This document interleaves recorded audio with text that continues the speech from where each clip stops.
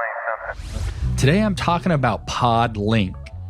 That's Pod.link, not .com, Pod.link. And what Podlink is a universal link that you can share with your listeners. And when they click on that link, it's going to give them the option to listen to your episodes on whatever listening platform that they choose.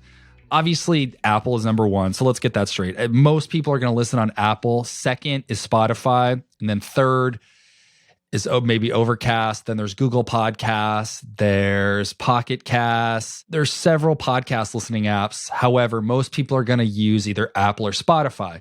The problem is if you want to share your podcast in a newsletter or on social media, and you send someone an Apple link, but they actually are a Spotify listener, and so they're probably at that point not going to listen to your show. Or vice versa, maybe you send someone the Spotify link, but they actually listen on Apple. They're probably not going to listen. And so Podlink solves that problem.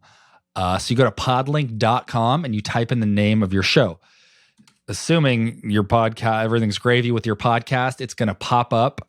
And you're going to see all the platforms available. You're going to see all your episodes. You're going to click on one of them, and then boom, in the upper right-hand corner, you're going to see an arrow. So you click on that, and then you click copy, and what you're copying is this unique link that Podlink is giving you. Then you can paste that wherever you want, and listeners can then click on that, and Podlink will open up with all the icons of all the listening apps, and they can select where they want to listen on.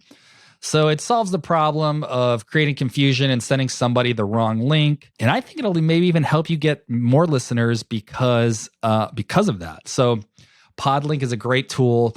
I only recently started using it, to be honest, maybe like 2 months ago, which is a big mistake on my part. And so I wanted to present this to you so you don't make that mistake. So moving forward, when you share your podcast, you share it via Podlink. And the link does say Podlink, and then there's like a bunch of numbers. And so it's not the greatest looking link, but on certain platforms, you could change that. Like on like a Google Word doc, you can have it say whatever you want. So it's like, quote unquote, like a better, the copy is better looking than just this, like, to be honest, kind of ugly link. So in your show notes, yeah, you could write, listen here.